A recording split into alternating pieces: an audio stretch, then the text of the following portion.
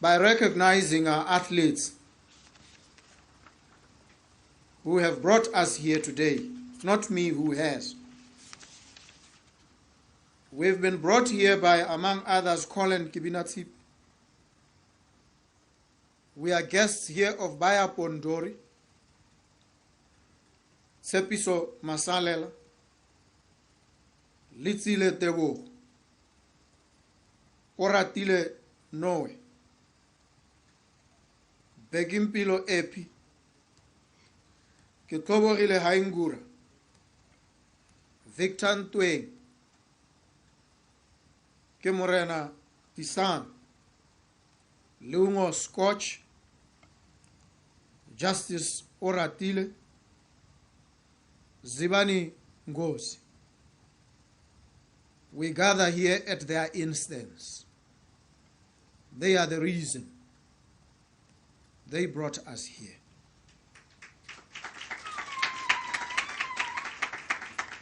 We thank them most profusely.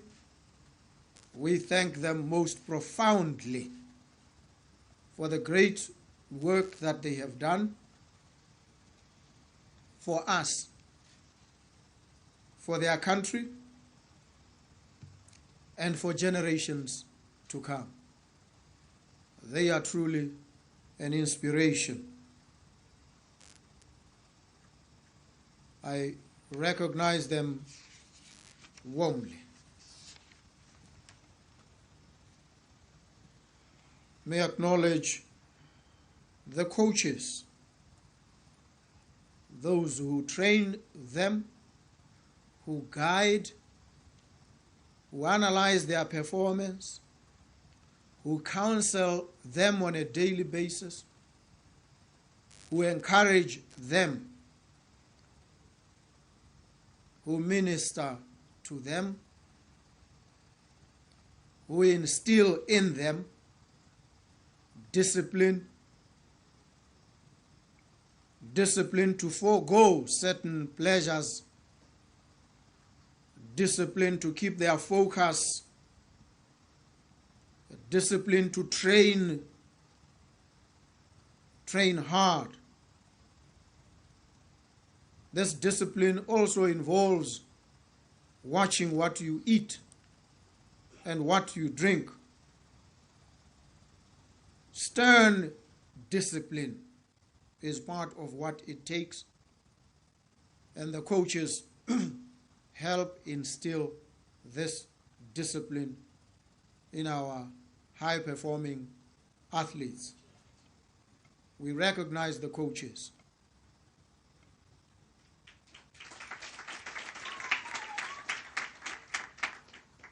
We recognize the administration in sports, those who work tirelessly behind the scenes, who are not seen most of the time, who empty themselves in the service of their country to assist these athletes. We thank them. We thank others who also play a role in ensuring the success of our athletes and our various other sporting codes. Let me recognize the Ministry of Sport and Arts. Recognize them for the work that they are doing in the face of serious limitations and challenges. You are doing an admirable job. We thank you.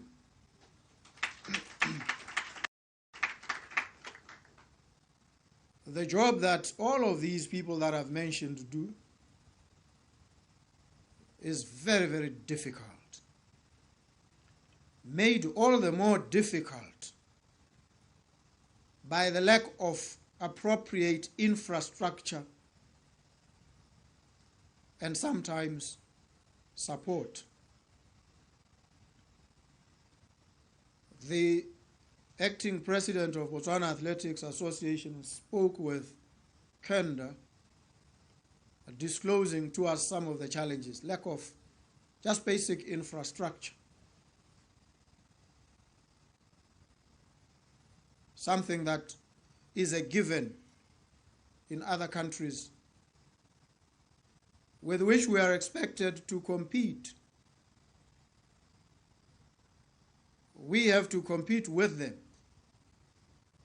Despite these enormous challenges that we face, as we compete, as they wrestle with these challenges, we expect them to excel.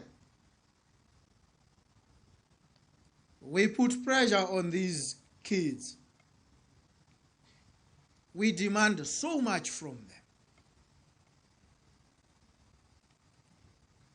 And I want us to pause here. Let us turn the spotlight away from them and focus it on ourselves for a moment. And ask ourselves, these exacting expectations that we impose on them, do we impose them on ourselves? Do we push ourselves as hard as we expect them to push themselves? Do we apply ourselves with the level of commitment, the dedication that we demand of them? This is a personal question for each and every one of us. In whatever sphere of endeavor you are, do you apply yourself with the same exacting expectations that you impose on others? Whatever you do you approach whatever task, whatever assignment with the same level of commitment that I saw in these youngsters? I saw a commentary by some American TikToker analyzing the behavior, the movement, the facial expressions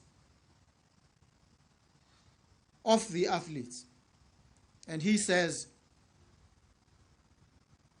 these kids, when you look at them, you can tell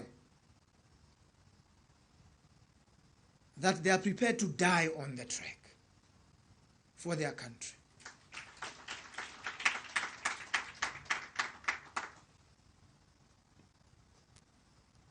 And when I saw this, it resonated. That's exactly what I saw in them. I saw a level of commitment, dedication, application that was astonishing. They were prepared to die. Are you prepared to die? Do you approach whatever assignment, in whatever station, whatever walk of life you operate in, do you approach it with the same level of dedication that we saw in them? It's a question we each have to answer. And we have to step up, all of us. There's something that you also learn from sport and from them. They are a team. The 4x400 meter relay competition showed us 4 young boys, I don't want to call them men, each with a role to play. The one starts the race, carries the baton from the start, begins the onslaught, hands the baton to the next, and right there you can lose the race. Right at the baton exchange, you can lose the race. It has to be flawless. It has to be seamless. It has to be precise. It has to be meticulous. It takes training. It takes discipline. Something that has to be drilled, instilled into these athletes by their coaches. They have to practice this simple task of the exchange of the baton. Because if something goes wrong right there, that's the end of the charge at a medal, or at anything at all for that matter. So the seamless exchange of the baton, this one handing over the obligation to continue the onslaught to the next, right at that point, you can tell there is training, discipline. It was seamless.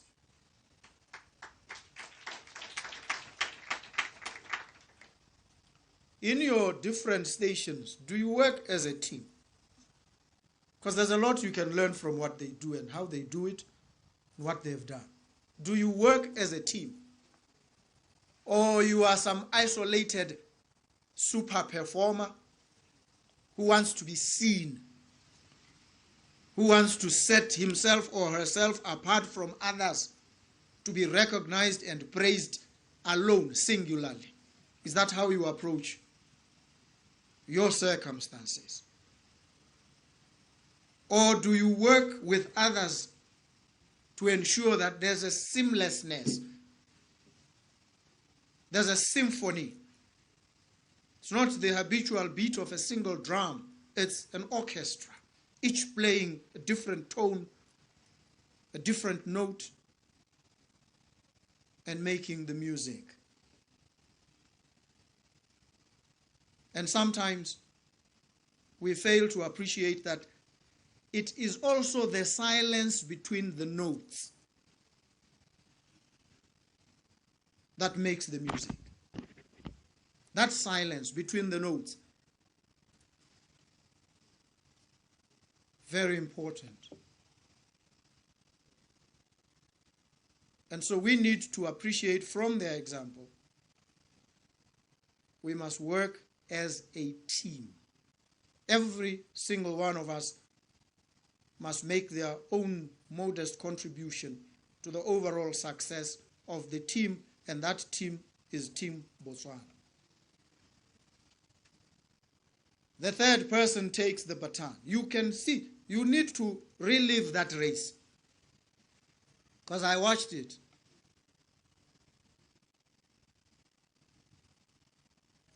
And it reminded me pretty much of the example of the 200-meter gold medal. Because there's a point where you feel despondency creeping in. You feel we're losing. I felt that. I was sitting there, felt a sinking feeling when I saw the young South African charging. And I watched Colin Kibinatip. I wasn't sure how he was going to react. I didn't know. I watched with bated breath.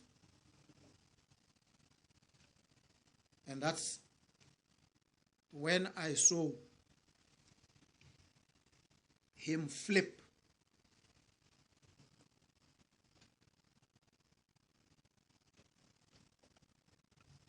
At that point, he gave everything. He dug deep. Deep. He summoned powers I didn't know he had.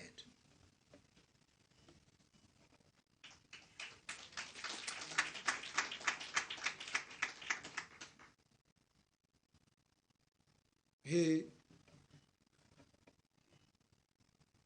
was reborn, changed. When the challenges are overbearing, when they push you down, that's the moment you should dig deep. And I'm not mentioning him in order to downplay the role played by others. They played a sterling role. It's teamwork. Because I saw Letsile Tebogo anchor that race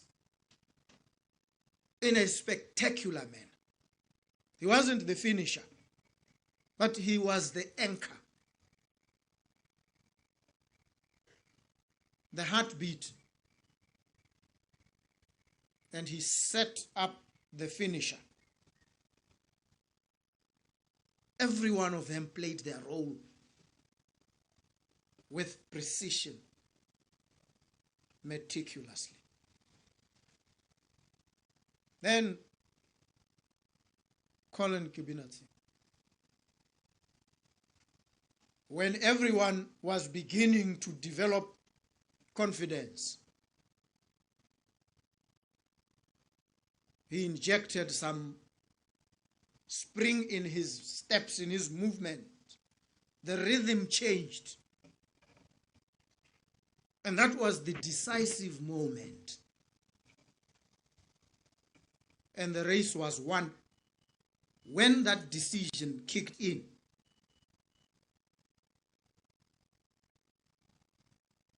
Then magic began to flow. And the rest is now a matter for the record books and for the history books in years to come. We saw that. We were witnesses to it. What do you do when the going gets tough?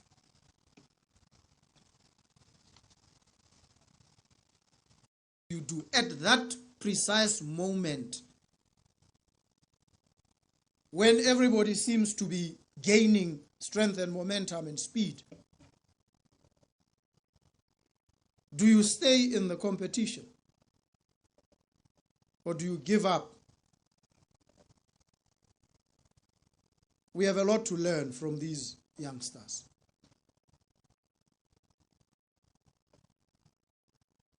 The nation stood behind them, all of us.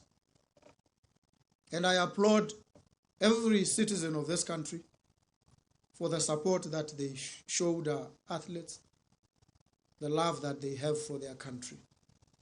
But I must also admonish the nation. I see how you react when success is not forthcoming.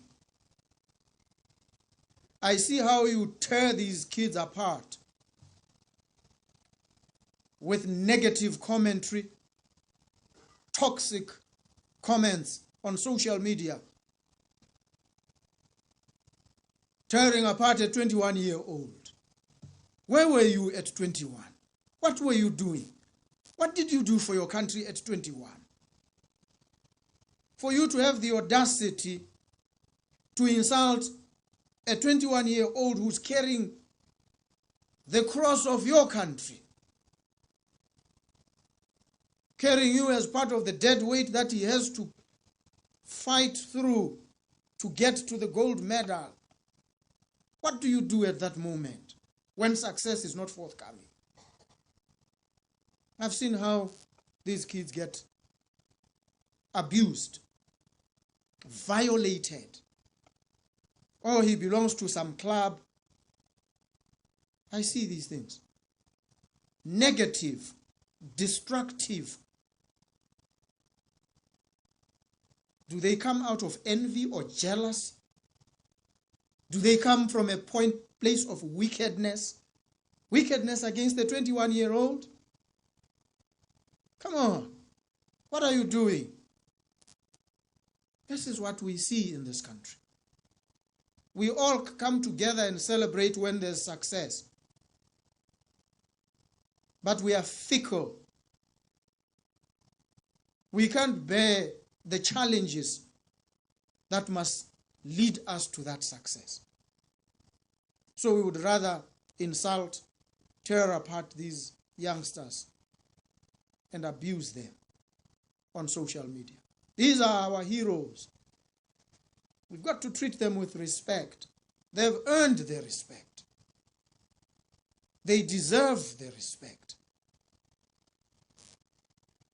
And so social media has become a very toxic space. And world leaders are complaining.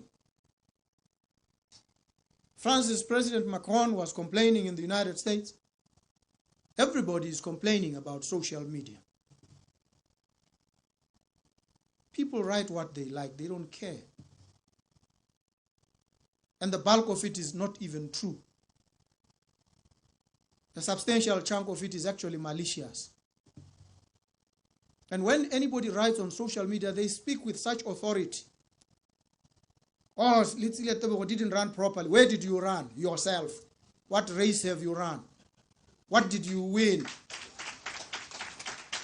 For you to be such an expert to advise, what did you show us your demonstrable track record? Maybe we might listen to you. We're not saying don't advise, don't comment, but do so with respect. Do so with humility. Respect the person who is in the arena.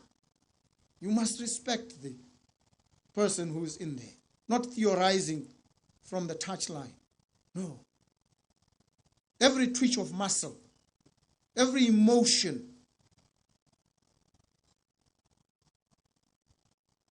that expresses itself on that track has a bearing on the outcome.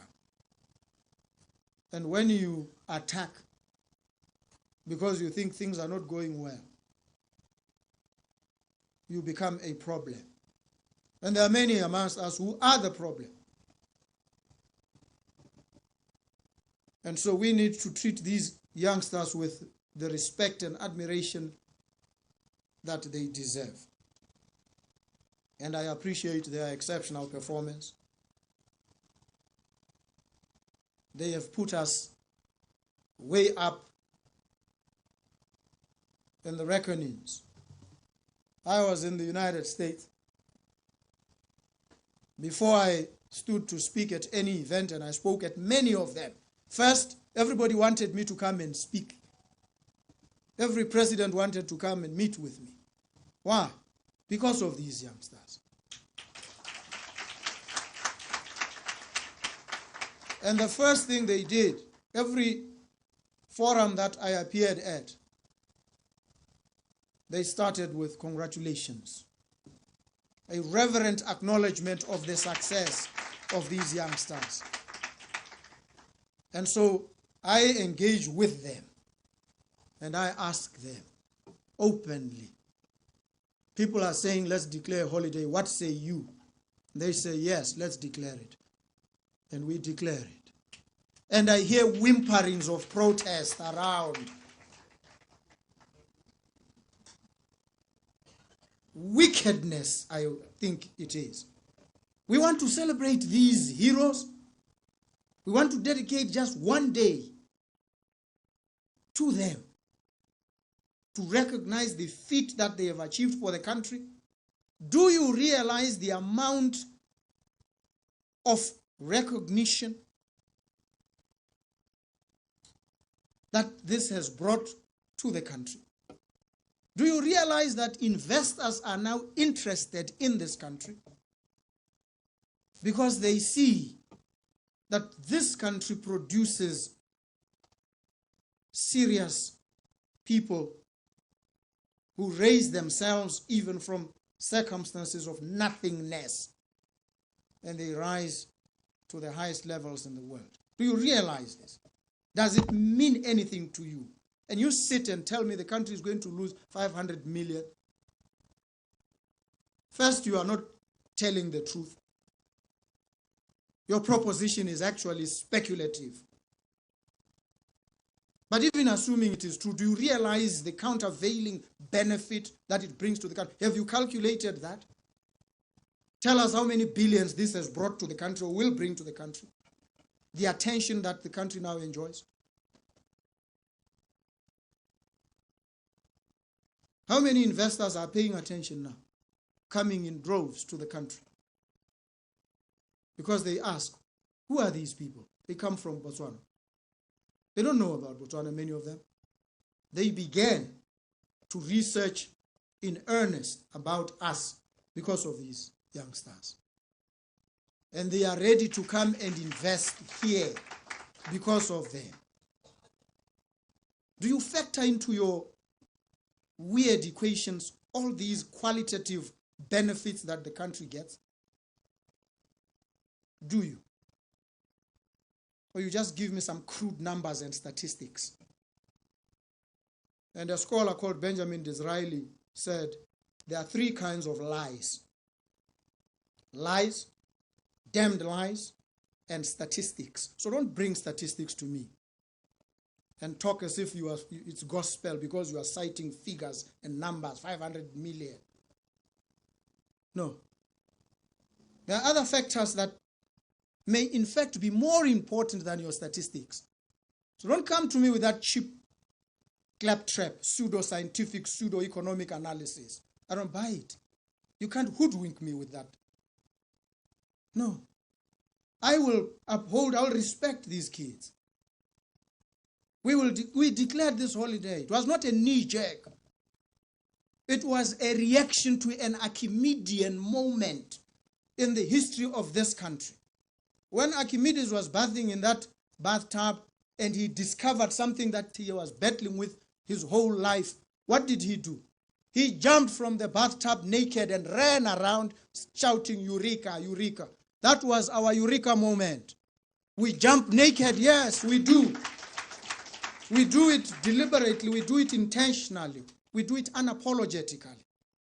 Yes, we have to, in honor of them and the great achievement that they have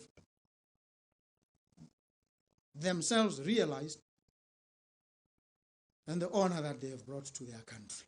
We recognize them. There's no regret about the 29th of September. None whatsoever. In fact, I'm fortified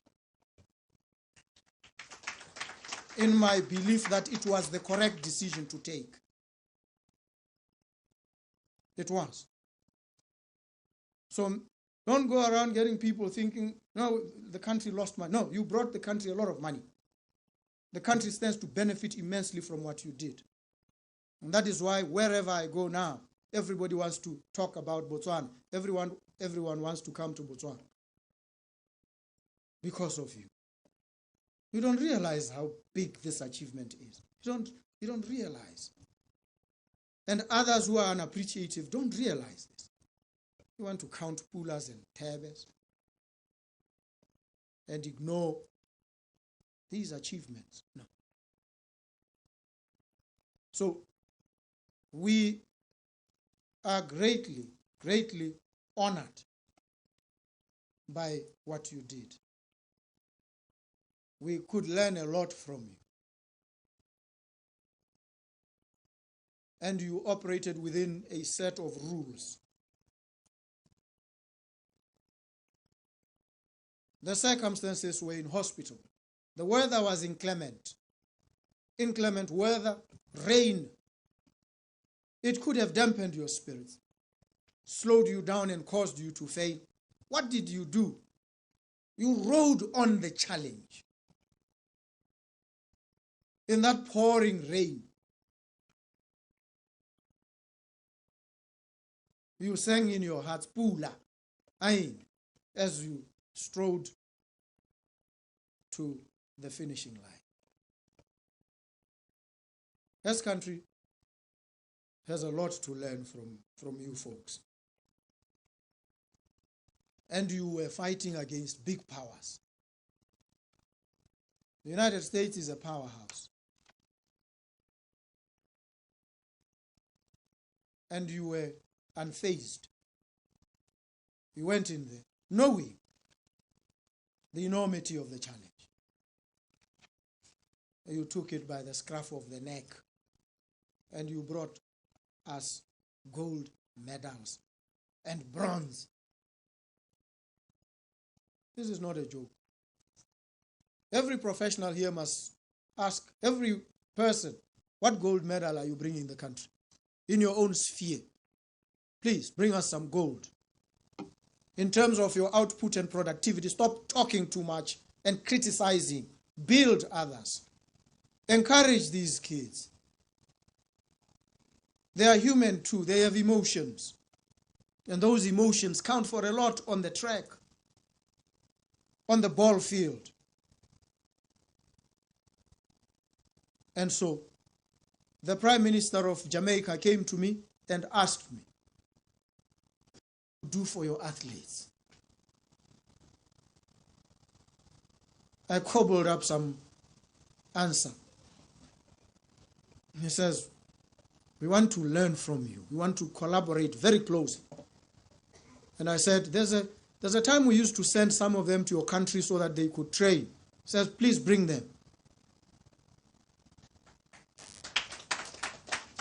Now we are being invited because of you. Others as well are now beginning to invest in our success because you showed the world what is possible. And so this is where we are. So I'd like to thank all those who participated in molding the character of these youngsters. We are going to host next year. Let us make it the most memorable experience for those who will come. The United States will come guns blazing. They are wounded. They are spoiling for a fight.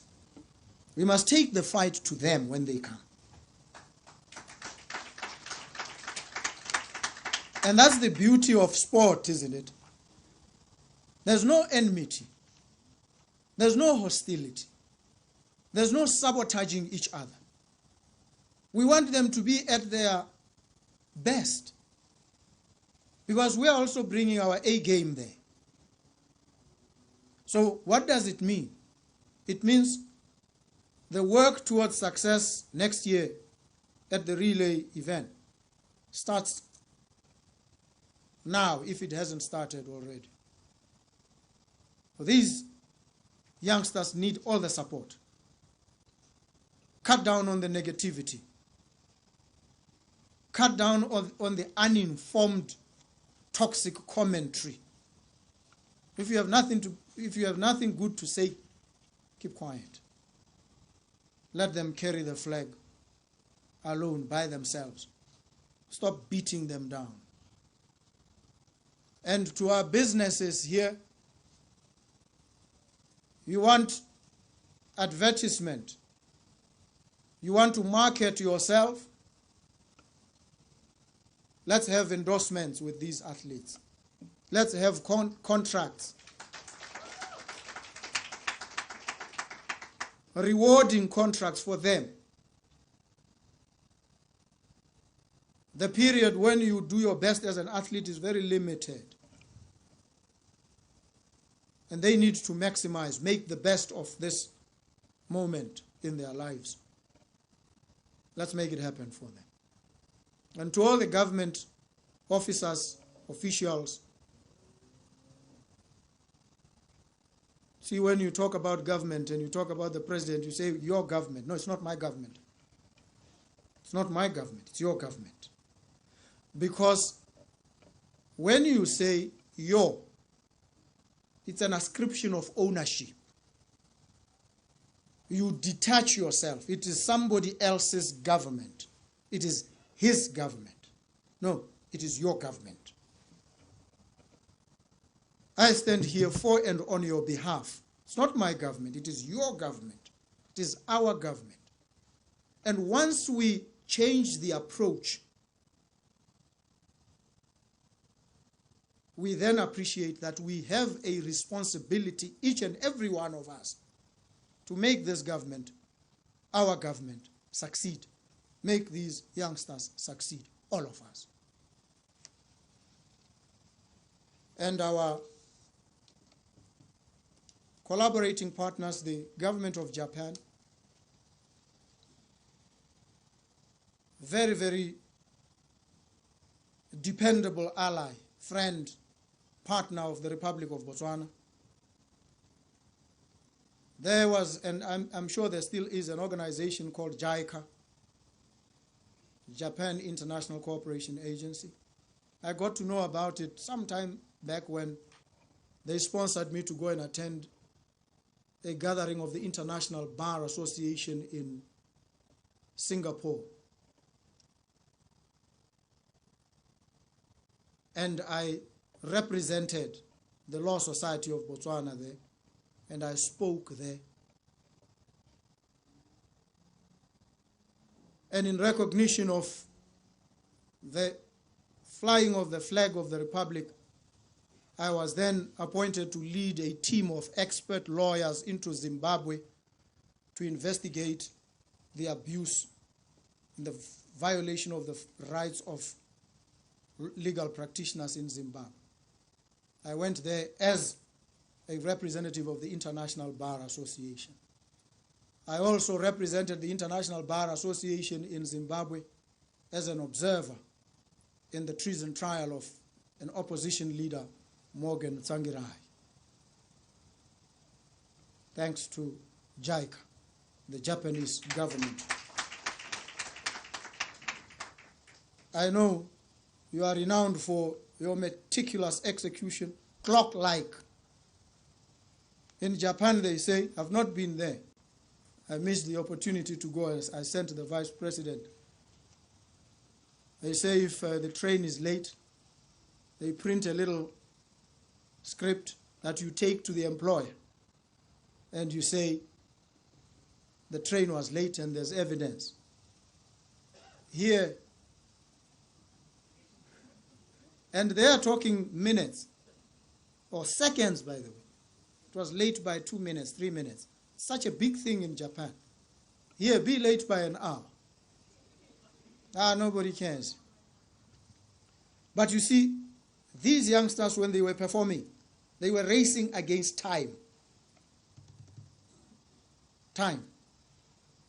And he who races against time is racing against an opponent that takes no casualties. You will suffer the casualties. And Japan is an exemplar in clinical, meticulous, precise execution. We trust that you will impart some of that to us. We are ready to work with you. The Vice President was there, met with some of your corporates there, and they are prepared. I know you are even prepared to support Botswana financially in relation to certain projects. We welcome that. We thank you very much. We acknowledge the work that you do. We thank all of you. The Mayor of Gaborone, I want to see billboards around bearing the faces of these youngsters. I want to see that all over. When you come in, the first spectacle that must hit you is the face of Letsile Tebogo, Baya Pondori, Colin Kibina Tsipi. All these, you must recognize them. These are celebrities. These are our influencers. Who else is an influencer? What are you influencing? What are you influencing? These are the real influencers. They influence me. I'm influenced by them. I must state publicly. What else is influencing out there? To what end? What are you influencing us to do? Before you influence, what have you done? Tell us. You are a motivational speaker. Motivating people to do what? Why don't you motivate yourself first? Before you can motivate us. These are things that are basic. And these ones motivate us without telling us anything. We see them. The example, their lived reality motivates us, influences us. These are our influencers. And we are in talks with some of these entities.